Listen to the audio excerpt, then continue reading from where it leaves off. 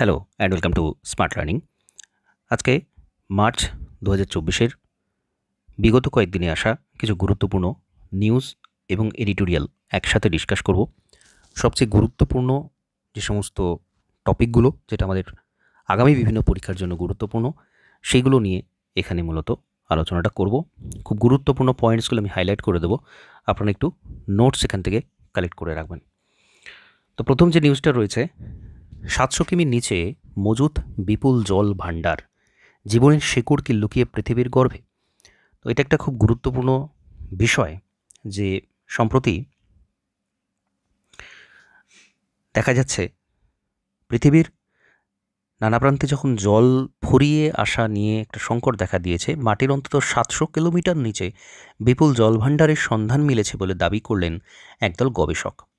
তাদের বক্তব্য, ভূপৃষ্ঠের সব সাগর মহাসাগর মিলিয়ে যে পরিমাণ জল রয়েছে এই জলভাণ্ডার তার থেকে অন্তত 3 গুণ বেশি। এই জল ব্যবহারযোগ্য কিনা, সুইট না স্যালাইন, সেসব প্রশ্নের উত্তর এখনও অধরা। যাই হোক, 700 কিলোমিটার নিচে মানে এটা কিন্তু গুরুমণ্ডলের মধ্যে পড়ছে, অর্থাৎ আমাদের যে আর্থ ক্রাস্ট সেটা মাত্র কঠিন শিলার যে অংশ সেটা কিন্তু মাত্র 100 কোথাও 150 কিলোমিটার ম্যাক্সিমাম পর্যন্ত রয়েছে। তারপরেই কিন্তু তরল অর্ধতরল অবস্থা শুরু হয়ে যাচ্ছে পৃথিবী। তো সেইখানে ব্যাপক পরিমাণে জল সঞ্চিত আছে বলে একদল গবেষক তারা দাবি করছেন। তো এই গবেষণার গুরুত্ব দাঁড়িয়ে পড়ছে না পৃথিবীতে কীভাবে সমুদ্রের সৃষ্টি হলো, কীভাবে এই বিশাল লবণাক্ত জলরাশি এলো তা নিয়ে দীর্ঘদিন ধরে গবেষণা চলছে। মোটামুটি যেসব তত্ত্বে মান্যতা দেওয়া হয়েছে তার মধ্যে গুরুত্বপূর্ণ হচ্ছে হলো মেল্টেড কমেটস থিওরি, যার মূল কথা ভূপৃষ্ঠে আছড়ে পড়া ধূমকেতু বরফ গলে সমুদ্রের সৃষ্টি হয়েছিল। তাৎপর্যপূর্ণ ঘটনা হলো এই তত্ত্বই কিন্তু এখনও বড়সড় প্রশ্নের মুখে দাঁড়িয়ে গেল। তো এখানে একটা থিওরি ছিল মেল্টেড কমেটস থিওরি, বাইরে থেকে বয়ে আনা একটা উল্কাপিণ্ড, তার জলটাই নাকি পৃথিবীতে জল হিসেবে এসছে। তো এই থিওরিটা কিন্তু বর্তমানে অকেজো হয়ে পড়ছে বলা যায়। মেল্টেড কমেটস থিওরিতে বলা রয়েছে, ইনসাইড আর্থ থিওরিতে কী বলা হচ্ছে, পৃথিবীর গর্ভেই রয়েছে জলের উৎস। অ্যাস্ট্রয়েড থিওরি মেল্টেড কমেটসের মতো অনেকটা, ধূমকেতুর পরিবর্তে গ্রহাণুর কথা এতে বলা হয়েছে যে বাইরে থেকে জলটা এসছে। তো এরকম 3টে থিওরি রয়েছে।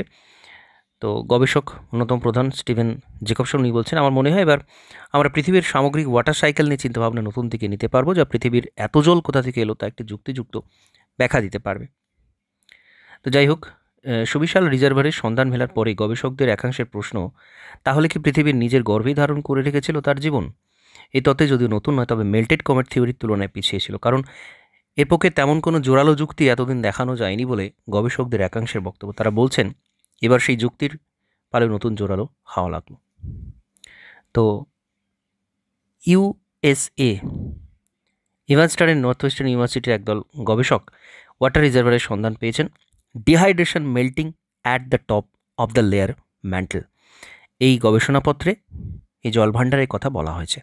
তো এইখান থেকে প্রশ্ন তৈরি হতে পারে, যেহেতু অত্যন্ত গুরুত্বপূর্ণ একটা গবেষণা, কারা এই গবেষণা করছেন, এটা ইউএসের ইভানস্টন নর্থ ওয়েস্টার্ন ইউনিভার্সিটি গবেষক, তারা এটা গবেষণাটা করেছেন, dehydration melting at the top of the layer men tell.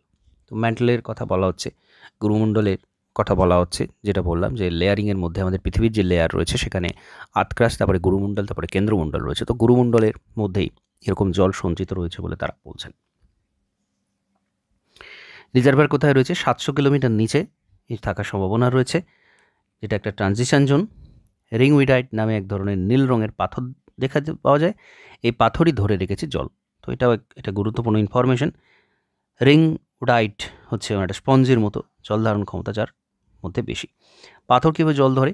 রিহ্যাংটার্নের যে ক্রিস্টাল স্ট্রাকচার, অ্যাটমের এক বিন্যাস রয়েছে তা অদ্ভুত। এই ক্রিস্টাল স্ট্রাকচারই হাইড্রোজেনকে আকর্ষণ করে এবং জল ট্র্যাপ করে রাখে। কতটা জল রয়েছে? পৃথিবীর সব মহাসাগরে অন্তত 3 গুণ বেশি জল সঞ্চিত রয়েছে রিজার্ভে। অন্যতম প্রধান বিজ্ঞানী স্টিভেন জেকবসন অনুমান, এই পুরো জলরাশি যদি উপরে উঠে আসে তাহলে মাটি বলতে যেটুকু দেখা যেতে পারে তাহলে মাউন্ট এভারেস্ট সহ পৃথিবীর হাতে গোনা কয়েকটা পর্বতের শিখরের একেবারে উপরের অংশটুকু, তাও হবে কিনা সন্দেহ। তো কীভাবে সন্ধান মিলল? ইউএসএ জুড়ে 2000 সিসমোগ্রাফ ব্যবহার করেছেন গবেষক। এই সিসমোগ্রাফে ক্যাপচার করা 500টি ভূমিকম্পের সিসমিক ওয়েভ পুঙ্খানুপুঙ্খভাবে বিশ্লেষণ করা হয়। দেখা যায় পৃথিবীর কোর সমেত সবকটি ইনার লেয়ার বা ভেতরের স্তর দিয়ে যে সিসমিক তরঙ্গগুলো গিয়েছে একটি নির্দিষ্ট জায়গায় তাদের গতি শ্লথ হয়ে পড়ছে। কেন এমনটা হচ্ছে? খুঁজতে গিয়ে মেলে বিপুল জলের সন্ধান। জল থাকার কারণেই তরঙ্গগুলোর গতি কমে যায় বলে মনে করা হচ্ছে। তো এটা গুরুত্বপূর্ণ। প্রমাণ মিলেছিল আগেও 2014 সালে কানাডা ইউনিভার্সিটি অফ আলবার্টার গবেষণায় মাটির নিচে জলের এমন ভান্ডারের ইঙ্গিত মিলেছিল। একটি আগ্নেয়গিরি দিয়ে বেরিয়ে আসা ট্রানজিশন জোনের এটা হিরে নিয়ে গবেষণা করছিলেন বিজ্ঞানীরা। জল ধরে রাখা রিং ডায়েট পাওয়া যায়, তবে যেটুকু প্রমাণ ভিত্তিতে বিপুল জলের উপস্থিতি সম্পর্কে নিশ্চিত হওয়া যায়নি। এবার এই ফাঁক অনেকটা পূরণ হলো। তো এখানে কিন্তু বেশ কিছুটা নিশ্চিত হওয়া যাচ্ছে বলেই এটা প্রকাশিত হয়েছে বা এটা নিয়ে এত আলোচনা চর্চা চলছে। তো এটা একটা গুরুত্বপূর্ণ। এখানে অনেকগুলো থিওরির কথা বলা রয়েছে যেটা গুরুত্বপূর্ণ, এবং কিভাবে জল রয়েছে। এই যে রিং উডাইট, এই যে পাথর, সেটা গুরুত্বপূর্ণ। সায়েন্স অ্যান্ড টেকনোলজি জন্য এটা গুরুত্বপূর্ণ, বা আগামীতে মিসেলিনিয়াস মেন্স এর ক্ষেত্রে এখান থেকে কিন্তু কোনো প্রশ্ন আসতে পারে। তো নেক্সট দেখব 7.4 ভূমিকম্পে লণ্ডভণ্ড তাইওয়ানের মৃত অন্তত 9। তো ঘড়ির কাঁটা তখন সকাল 8টা ছুঁই ইত্যাদি ইত্যাদি। 25 বছরের মধ্যে সবচেয়ে শক্তিশালী ভূমিকম্পে কেঁপে উঠল তাইওয়ান। রিক্টার স্কেলে কম্পনের মাত্রা হচ্ছে 7.4। তো যাই হোক, 7.4 মানে সেটা যথেষ্ট শক্তিশালী ভূমিকম্প। আমরা জানি রিক্টার স্কেল ভূমিকম্পের তীব্রতা মাপা হয়, এবং এর যে স্কেল সেটা কিন্তু লগারিদম স্কেল, অর্থাৎ 1 মাত্রা থেকে 2 মাত্রা 10 গুণ, 1 মাত্রা থেকে 3 মাত্রা 100 গুণ, এইভাবে কিন্তু শক্তিটা বাড়তে থাকে। যাই হোক, কতটা শক্তি নির্গত হয় ভূমিকম্পে সেটা মাপা হয় রিক্টার স্কেলে, এবং সেটা এখানে দেখা যাচ্ছে। ক্ষয়ক্ষতি ব্যাপক হয়েছে। তো সুনামি সতর্কতা পর্যন্ত জারি করা হয়েছিল। দুটি টেকটনিক প্লেটের সংযোগস্থলে অবস্থিত তাইওয়ানে ভূমিকম্প প্রায় ঘটে। জাপানে গড়ে বছরে অন্তত 15,000 বার 1,500 বার ভূমিকম্প অনুভূত হয়। তাইওয়ান প্রণালী পেরিয়ে চীনের পূর্ব ফুজিয়ান প্রভিন্সে কম্পন অনুভূত হয়েছে, কেঁপেছে হংকং। তো পাত সংস্থান জনিত কারণে এখানে ভূমিকম্প হয়েছে। আমরা জানি প্রশান্ত মহাসাগরের পাশে প্রশান্ত মহাসাগরীয় পাত ইন্দো অস্ট্রেলীয় পাতের নিচে প্রবেশ করছে, এবং এই জায়গাতে প্রচুর পরিমাণে ভূমিকম্প হয়ে থাকে। জাপান সংলগ্ন যে এলাকাগুলো রয়েছে, চীন, তাইওয়ান, সেখানেও কিন্তু এই কারণেই প্রতি বছর এত ভূমিকম্প হয়, কারণ প্রশান্ত মহাসাগরীয় পাত, সমুদ্রের সামুদ্রিক যে পাতটা, সেটা কিন্তু নিচে নিচে ধীরে ধীরে প্রবেশ করে যাচ্ছে, যে কারণে এই ভূমিকম্প। ভারতের আর্থিক বৃদ্ধির পূর্বাভাসে বদল বিশ্বব্যাংকের, এটা খুব গুরুত্বপূর্ণ, খুবই গুরুত্বপূর্ণ নিউজ, এবং আমরা প্রত্যেকটা যে সংস্থা রয়েছে তাদের যে পূর্বাভাস রয়েছে সেটাও এখানে দেখে নেব। আজকেরই আরেকটা নিউজ রয়েছে, ভারতের জিডিপির পূর্বাভাস বাড়ালো এডিবি। তো এই দুটোই গুরুত্বপূর্ণ। বিশ্বব্যাংক কত করেছে? 6.3 বাড়ে বলে তারা মনে করেছিল। বর্তমানে তারা বলছে 7.45% বর্তমান অর্থবর্ষ, 23-24 অর্থবর্ষ, সেখানে অর্থবর্ষে ভারতের মোট জাতীয় উৎপাদন 7.5% হবে। তো যদিও মধ্যমেয়াদে তা ফের 6.6% দাঁড়াবে এরকম মনে করা হচ্ছিল। পরিষেবা এবং শিল্পক্ষেত্রের যে বাড়বাড়ন্ত পরিষেবা, অর্থাৎ টার্সিয়ারি সেক্টর, শিল্পক্ষেত্রটা সেকেন্ডারি সেক্টর, সেটা কিন্তু আগামী দিনে অব্যাহত থাকবে বলে মনে করা হচ্ছে।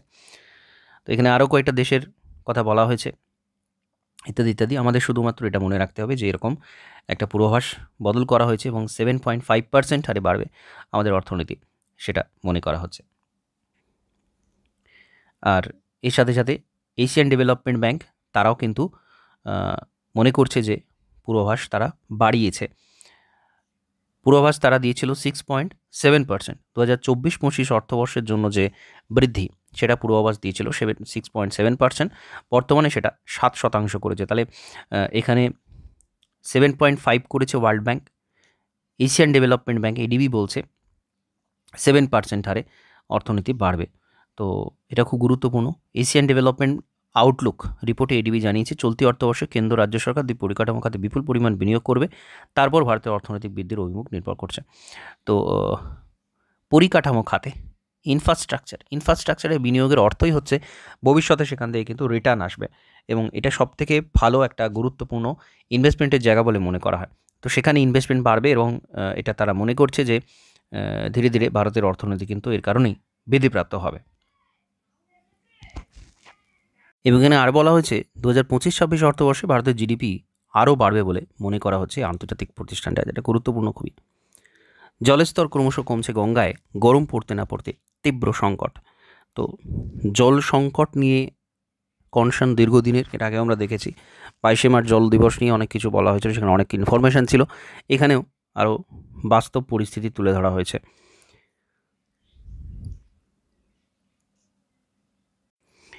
বেলুড় বালি অঞ্চলে এইখানে ছবি দিয়ে দেখানো হয়েছে গঙ্গার জল স্তর কতটা নেমে গিয়েছে। বেলুড়ের কেএমডিএ ইনটেক পয়েন্টে জল তুলতে সমস্যার কারণে তীব্র জলকষ্ট দেখা গিয়েছিল বাড়িপুর এলাকা বেলুড় এবং বালিতে। বেড়েছিল ইনটেক পয়েন্টের একটি পাম্প। যাই হোক, খুব বেশি ডিটেলসে এই জায়গাতে যাওয়ার প্রয়োজন নেই, কী ঘটনা ঘটছে সেটা গুরুত্বপূর্ণ। বেলুড়ে জগন্নাথ ঘাটে আগে যেখানে 160টি সিঁড়ি ছিল, এখন মোটে 20টি দেখা যায়। ফলে প্রতিদিনই জল তোলার জন্য জোয়ারের অপেক্ষা করতে হচ্ছে। এই গরম স্বাভাবিক বেড়েছে জলের চাহিদা। শুধু জোয়ারের ভরসায় কঠিন দিনগুলোতে পরিস্থিতি সামাল দেওয়া সহজ হবে না, বিলক্ষণ বলছে পুরো কর্তৃপক্ষ ইত্যাদি এই পরিস্থিতি দেখা যাচ্ছে। তো এখানে জাস্ট আমরা একটা কেস স্টাডি মতো এখানে দেখতে পাচ্ছি, এবং এখানে কিছু ইনফরমেশন আমরা ব্যবহার করতে পারি যে এই পরিস্থিতি দাঁড়িয়েছে বর্তমান সময়। এই মুহূর্তে বেলুড়ে কেএমডিএ জল প্রকল্পের দৈনিক সর্বোচ্চ জল উৎপাদন ক্ষমতা 48 বিলিয়ন গ্যালন। তার 80% অর্থাৎ 38 থেকে 40 মিলিয়ন গ্যালন জল উৎপাদন স্বাভাবিক বলে ধরা হয়। এই মুহূর্তে 35 বিলিয়ন গ্যালন জল উৎপাদনই সম্ভব হচ্ছে। তাহলে এখানে ঘাটতিটা আমরা দেখতে পাচ্ছি, বিশাল বড় একটা ঘাটতি কিন্তু রয়েছে। অর্থাৎ এই বাস্তব পরিস্থিতি আমরা এখান থেকে কিছু তথ্য তুলে ধরে আমরা জল সংকট নিয়ে যখনই আলোচনা হবে, যখনই লিখতে দেওয়া হবে, সেটা এডিটোরিয়াল হোক বা অন্য কোনো জায়গাতে, সেটা আমরা কিন্তু এই তথ্য ব্যবহার করতে পারি। চীন সমস্যা মেটাতে বার্তা মোদির, এটাও একদম রিসেন্ট আজকেরই নিউজ। চীনের সাথে দ্বিপাক্ষিক সম্পর্ক ভারতের জন্য গুরুত্বপূর্ণ, অবিলম্বে ভারত চীন সীমান্তে সমস্যা মেটাতে তৎপর তিনি দাবি ভারতীয় প্রধানমন্ত্রী নরেন্দ্র মোদী। ইউএস ম্যাগাজিন নিউজ উইককে একটি সাক্ষাৎকার তিনি দিয়েছেন, এবং প্রাক্তন প্রধানমন্ত্রী ইন্দিরা গান্ধীর পরেই প্রথম কোনো ভারতীয় পিএম নিউজ উইকের কভারই উঠে এসছে। চীনের থেকে শুরু করে পাকিস্তান, রাম মন্দির, কাশ্মীর সব প্রসঙ্গই খুলেছেন তিনি, মুখ খুলেছেন ইত্যাদি ইত্যাদি। ইন্দো চীন সম্পর্ক নিয়ে কী বলা হচ্ছে দেখব। প্রতিবেশী চীনের সাথে একাধিকবার সামরিক পর্যায়ে বৈঠক বসেও সীমান্ত সমস্যার সমাধান করতে পারেনি ভারত। লাদাখে প্রকৃত নিয়ন্ত্রণ রেখা এখন বেশ কিছু ফরওয়ার্ড এলাকা চীনা সেনা মোতায়েন রেখেছে বলে অভিযোগ। এই পরিস্থিতিতে মোদির বক্তব্য, ইন্দো চীন সীমান্তের দীর্ঘকালীন সমস্যা অবিলম্বে সমাধান প্রয়োজন, যাতে দ্বিপাক্ষিক সম্পর্কের তিক্ততা দূরে সরিয়ে রাখা যায়। ভারত এবং চীনের মধ্যে শান্তিপূর্ণ সম্পর্ক শুধু দুদেশের জন্য নয়, পুরো বিশ্বের জন্য গুরুত্বপূর্ণ। কূটনৈতিক সামরিক স্তরে ইতিবাচক গঠনমূলক আলোচনা সীমান্তে স্থিতাবস্থা শান্তি ফেরাতে পারে বলে আমার বিশ্বাস। তো চীন সমস্যা নিয়ে এটা বলা হচ্ছে। পাকিস্তান প্রসঙ্গ নিয়ে কী বলা হচ্ছে, শেহবাজ শরীফ দ্বিতীয়বার শপথ নিয়েছেন পাকিস্তানের প্রধানমন্ত্রী, পর তিনি অভিনন্দন জানিয়েছে বলে দাবি মোদী। তার কথায় ভারত বরাবরই শান্তি, নিরপেক্ষ, সমৃদ্ধির পক্ষে। সন্ত্রাস হিংসার পরিবেশ ভারত কখনোই চায় না।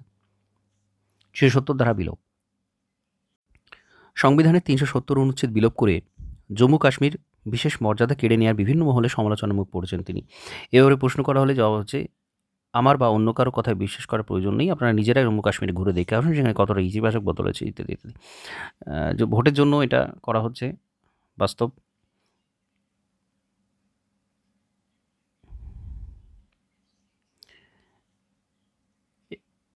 এখানে তথ্য তুলে ধরা হয়েছে, শান্তির ফল পাচ্ছে সেখানকার মানুষ। 2023 সালে 2.1 কোটি মানুষ জম্মু কাশ্মীরে পর্যটনে গিয়েছেন, যেখানে সন্ত্রাসের ঘটনা কমেছে, বন্ধ হত্যার পাথরছোড়া বন্ধ হয়েছে। তাৎপর্যপূর্ণ হয় বুধবারই নাগপুরে সভা থেকেও 370 নিয়ে বলা হয়েছে। যাই হোক, এখানে অ্যাট প্রেজেন্ট চর্চিত যে বিষয়গুলো সেটাই তুলে ধরা হয়েছে। আগামী দিনে এই সমস্ত বিষয়ে আমরা আরও ডেভেলপমেন্ট দেখতে পাবো, ভারত চীন সম্পর্ক হোক, পাকিস্তান সম্পর্ক হোক, বা 370 ধারা নিয়ে আরও পরবর্তীকালে অন্য বিষয় আমরা দেখতে পাবো। তো যাই হোক, এখানে একটা খুব গুরুত্বপূর্ণ অর্থনীতি নিয়ে ড্যানিয়েল কনেম্যান, আচরণবাদী অর্থনীতির জনক, এটা একটা গুরুত্বপূর্ণ দিক, অর্থনীতির একটা দিক। আমরা এখানে জাস্ট ছোটো করে আলোচনা করব মূল বিষয়টা কি বলতে চাওয়া হয়েছে। তো ড্যানিয়েল কনেম্যান উনি কিন্তু অ্যাকচুয়ালি অর্থনীতি ছাত্র ছিলেন না, অর্থশাস্ত্রের উনি ছাত্র ছিলেন না, উনি ছিলেন মনস্তত্ত্ববিদ। তো মনস্তত্ত্ববিদকে উনি অর্থনীতির ধারার মধ্যে নিয়ে আসতে পেরেছিলেন, যে মানুষ কীভাবে সিদ্ধান্ত গ্রহণ করে।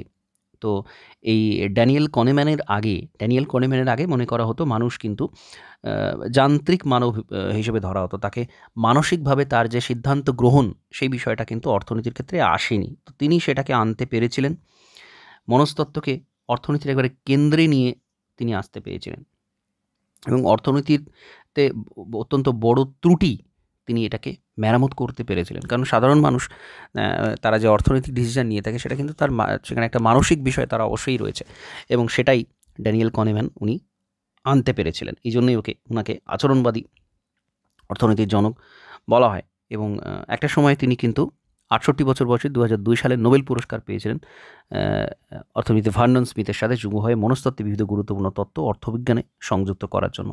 তো এটাই আমাদের জানার প্রয়োজন এখানে যে অর্থনীতির ক্ষেত্রে উনি একটা আলাদা জায়গা তৈরি করেছিলেন। আচরণবাদী অর্থনীতি তাকে জনক বলা হয় এবং মনস্তত্ত্বকে অর্থনীতির মধ্যে তিনি এনেছিলেন ড্যানিয়েল কনেম্যান। নেক্সট দেখব ইরান অ্যাটাকে ভয়ে চিন্তা বিশ্বজুড়ে। তো ইরান হামলা করবে বলেছে, ঘোষণা করেছে এবং আশঙ্কা সেটা জোরদার করা হচ্ছে। ভারতীয়দের সফরে নিষেধাজ্ঞা জারি করা হয়েছে, যে কোনো মুহূর্তে ইসরায়েলের বুকে হামলা চালাবে ইরান হুঁশিয়ারি দিয়েছে তারা। ভারত যাতে বিভিন্ন ভারতীয়রা যাতে ইরান এবং ইসরায়েল সফরে না যান তার জন্য ভারতের কেন্দ্রীয় সরকার সতর্ক করেছে। চলতি মাসে সিরিয়া ইরানের দূতাবাসে হামলা চলেছে, তেহরানের অভিযোগ ইসরায়েলের দিকে। যাই হোক, আমরা জানি বর্তমান পরিস্থিতি উষ্ণ পরিস্থিতি চলছে বিভিন্ন দেশ এবং চর্চিত বিষয় গাজাতে আক্রমণ নিয়ে। তো সেটার বিষয়ে একটা আন্তর্জাতিক এখানে নিষেধাজ্ঞা জারি করা হয়েছে। রাষ্ট্রপুঞ্জের নিরাপত্তা পরিষদ বৃহস্পতিবার জানিয়েছে গাজায় ত্রাণের যোগান বিপুলভাবে বাড়াতে হবে, তা না হলে গাজার অস্তিত্বই মুছে যেতে পারে। এরকম একটা পরিস্থিতি দেখেছি আমরা। আগামী দিনে এটার আরও ডেভেলপমেন্ট দেখতে পাবো, তখন আমরা এটা নিয়ে আলোচনা করব। এখানে খুব গুরুত্বপূর্ণ একটা সুপ্রিম কোর্টের থেকে বলা হয়েছে, সংবিধানে দুটি মৌলিক অধিকার নিয়ে বিস্তৃত মত দিল সুপ্রিম কোর্ট। 14 নম্বর ধারায় সাম্যের অধিকার, 21 নম্বর ধারায় জীবন ও স্বাধীনতার অধিকার। জলবায়ু পরিবর্তনের নামে যে কঠিনতম জটিলতম চ্যালেঞ্জের সামনে বিশ্ব, তার হাত থেকে জীবন জীবিকার রক্ষার স্বার্থে এই মন্তব্য। তো এখানে ফান্ডামেন্টাল রাইটস নিয়ে আলোচনা করা হচ্ছে, আমরা বুঝতে পারছি। 21শে মার্চের এই রায় বলা হচ্ছে, শনিবার ওয়েবসাইটে প্রকাশিত, তাৎপর্য ছিল সুবিপুল। জলবায়ু পরিবর্তনে ভারতের বিপদের আশঙ্কা প্রতিদিন বাড়ছে, বন্যার সংখ্যা বাড়ছে প্রবলভাবে, বৃষ্টির ধরন বদলাচ্ছে, তাপ প্রবাহ স্বাস্থ্যের উপরে প্রভাব ফেলছে। আইপিসিসি রিপোর্ট সহ নানা গবেষণা সতর্ক করেছে আগামী বছরগুলিতে জলবায়ু পরিবর্তনে আরও ভারতীয়কে বিপদে ফেলবে। ভোটের বছরে দেশের রাজনৈতিক শ্রেণীর কাছে ক্ষয়ীভূত হিমবাহ, ভূমিধস, সমুদ্রের বৃদ্ধি, ক্ষতিকারক বায়ু, সবুজ হ্রাস আলোচ্য নয়। বাস্তুতন্ত্র এখনও মোটের উপর গবেষক, নাগরিক সমাজকর্মীদের কাছে গুরুত্বপূর্ণ। আদালতের মন্তব্য, আগামীর কর্তব্যে আরও বেশি অংশগ্রহণের প্রথম ধাপ হতে পারে। পরিবেশ রক্ষার প্রশ্নটিকে তারা নানা সময় অধিকারের নিরিখে বিচার করেছে। এমসি মেহতা বরং ভারতের যুক্তরাষ্ট্র মামলায় দূষণমুক্ত পরিবেশে বাস করার অধিকারকে তারা জীবনের অধিকারী হয়ে থাকে। দ্যাট ইজ গুরুত্বপূর্ণ, খুব গুরুত্বপূর্ণ। আমরা জানি বিভিন্ন কেসের কথা জিজ্ঞাসা করা হয় এবং এমসি মেহতা, ভারতের যুক্তরাষ্ট্র বনাম এমসি মেহতা, 1987-তে এই মামলা হয়েছিল এবং সেখানে দূষণমুক্ত পরিবেশে বাস করাকে জীবনের অধিকার হিসেবে তারা দেখা হয়েছিল সুপ্রিম কোর্টে, এবং যেটা কিন্তু আমাদের আর্টিকেল 21-এর মধ্যে চলে আসবে আমরা জানি। অতঃপর গত মাসে খনি শিল্প সংস্থা বেদান্ত মামলা সহ একাধিক রায় তারা বলেছে দূষণমুক্ত বায়ুতে শ্বাস, পরিশ্রুত জলপান, সুস্থ জীবন এটা কিন্তু মানুষের অধিকার। এটা কিন্তু আর্টিকেল 21-এর মধ্যে চলে আসবে। বর্তমান রায় তারা মানবাধিকার, বিশ্ব উষ্ণায়ন রোধের মধ্যে গুরুত্বপূর্ণ যোগের কথা বলেছে। পরিচ্ছন্ন পরিবেশ ছাড়া যে জলবায়ু পরিবর্তনে খামখেয়াল ক্ষতিগ্রস্ত জীবনের অধিকার পূর্ণতা পায় না। ভেক্টরবাহিত অসুখের চরিত্র বদল, তাপমাত্রা বৃদ্ধি, খরা, ফসলহীনতা, জলের মতো কারণে সুস্বাস্থ্যের অধিকার প্রভাবিত হয়। তো এইগুলো নিয়ে কিন্তু চর্চা চলছে এবং বর্তমান সময়ে এই বিষয় নিয়ে রায় এবং এই যে কেসটার কথা উল্লেখ রয়েছে এমসি মেহতা বনাম ভারতের যুক্তরাষ্ট্র, কিসের সম্পর্কে কেসটা ছিল, কি বলা হয়েছিল সুপ্রিম কোর্ট থেকে, সেটা থেকে প্রশ্ন হতে পারে। তো এটা কিন্তু একটা গুরুত্বপূর্ণ আর্টিকেল। দুর্ভিক্ষের ইতিহাস নিয়ে তেমন আগ্রহ কোথায়? তো পর্যাপ্ত ধান উৎপাদন সত্ত্বেও বাংলায় 43-এর মন্বন্তরে প্রায় 60 লক্ষ মানুষ অনারে বিতরণ। আমরা জানি স্বাধীনতা প্রাপ্তির শেষ লগ্নে শেষ আন্দোলন যখন চলছে, 1942-তে ভারত ছাড়ো আন্দোলন হয়, তারপরে পরে কিন্তু ভারতবর্ষে বিশেষত বাংলাতে ব্যাপক হারে দুর্ভিক্ষ দেখা গিয়েছিল। তো এখানে সেটা নিয়ে কিছুটা চর্চা রয়েছে, কেন হয়েছিল, কি বিষয়ে হয়েছিল।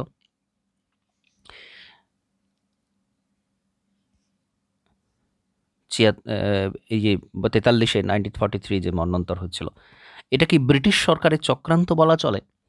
কার্যকারণ সম্পর্কে খতিয়ে দেখলে তাই।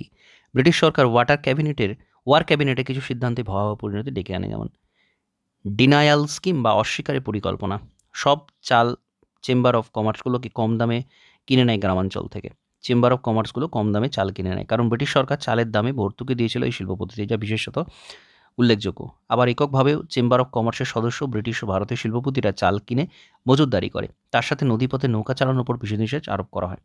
তখন জলপথে বহু জিনিসপত্র এক জেলা থেকে অন্য জায়গায় সরবরাহ করা হতো, কিন্তু সরকারি সিদ্ধান্তের ফলে তা সম্পূর্ণ বন্ধ হয়ে যায়। ফলে গ্রামাঞ্চলে দুর্ভিক্ষ শুরু হয়ে যায়। অন্যদিকে দেদার কালোবাজারি শুরু করে মজুতদাররা। 39-এর মূল্যসূচকে 40 গুণ দামে চাল বিক্রি হতে থাকে। তাহলে আমরা বুঝতে পারছি পুরো পরিস্থিতিটা কি। মজুতদারের কারণে কুক্ষিগত হয়ে পড়ে কিছু মানুষের কাছে এবং চালের দাম ব্যাপক পরিমাণে বেড়ে যায়। এটা দুর্ভিক্ষের একটা কারণ। গান্ধীজির মতো জাতীয়তাবাদী নেতাদের ভূমিকা কী ছিল? গান্ধীজি নৌকা চলাচল বন্ধ করার তীব্র বিরোধী ছিলেন। তিনি প্রতিরোধের ডাক দেন। তার এই অবস্থানকে ব্রিটিশ সরকার বিশ্বাসঘাতকতা হিসেবে দেখে ও গান্ধী সহ প্রথম সারি কংগ্রেস নেতাদের জেলে পড়ে। বিভিন্ন পার্টির কী ভূমিকা ছিল, কমিউনিস্ট পার্টির কী ভূমিকা ছিল ইত্যাদি এখানে বলা হচ্ছে। হাংরি বেঙ্গল বইটি তিনি লিখেছেন। এখানে লেখক যিনি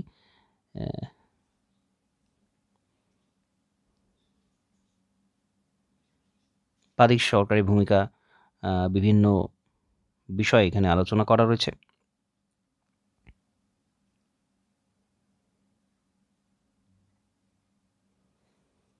প্রাদেশিক সরকারের কী ভূমিকা ছিল? ফজলুল হকের মতো কৃষক প্রজা পার্টির নেতারা কী বলেছিলেন? ফজলুল হকই প্রথম নেতা যিনি 1942 সালে এই দুর্ভিক্ষ আগাম শনাক্ত করেছিলেন। তিনি তৎকালীন গভর্নর আর্থার হার্বার্টকে বিষয়টি জানান। হক ব্রিটিশ ওয়ার ক্যাবিনেটের ডিনায়াল স্কিমের প্রবল সমালোচনা করেন, যেটা আমরা প্রথমেই দেখলাম ডিনায়াল স্কিম।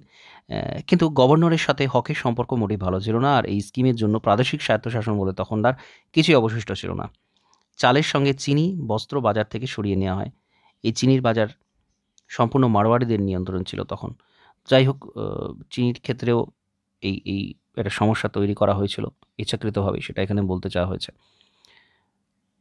দুর্ভিক্ষের সময় বোম্বে প্ল্যান রূপায়ণ করা হয়। এই পরিকল্পনা কীরকম প্রভাব ফেলে? যুদ্ধের সময় কলকাতাকে আরও শিল্পোন্নত করা হয়। 80% যুদ্ধ সামগ্রীর উৎপাদন কলকাতা সংলগ্ন শিল্পাঞ্চল থেকে হতো। এছাড়া কয়লার জন্য এই পূর্বাঞ্চল গুরুত্বপূর্ণ ছিল। এই পরিস্থিতিতে জিআরডি চাডা, জিডি বিড়লা, পুরুষোত্তম দাস ঠাকুর, কস্তুরবাই লালাভাই, আরদেশি দাল লালাজনম, জন মাথাই শিল্পপতিরা মিলে অর্থনৈতিক উন্নয়নে লক্ষ্যে নকশা তৈরি করেন। রাজনীতির সাথে যোগাযোগ ছিল। গান্ধী পরিকল্পনাকে সমর্থন করে রূপকারদের কাছে আবেদন জানান দেশের চলমান জাতীয়তাবাদী গণ আন্দোলন এর সাথে জুড়তে, কিন্তু বিড়লা সহ শিল্পপতি তাতে কর্ণপাত করেন। যাই হোক, আমরা জানি 1944-এ এই বম্বে প্ল্যান এসেছিল। সেই শিল্পপতিরা এনেছিলেন মূলত গণতান্ত্রিক অর্থনৈতিক পরিকল্পনাতে এই প্ল্যানটা নিয়ে আসা হয়েছিল। যাই হোক, এখানে ছোট করে আলোচনা করা হয়েছে কেন, কী কারণে দুর্ভিক্ষটা হয়েছিল, সেই ইতিহাস ছোট করে লেখা হয়েছে। বিভিন্ন ব্যক্তি, বিশেষত ব্রিটিশ, তাদের কী প্রভাব ছিল, কী কী কারণে এই দুর্ভিক্ষটা হয়েছিল, সেটা নিয়ে এখানে কিছুটা আলোকপাত করা রয়েছে।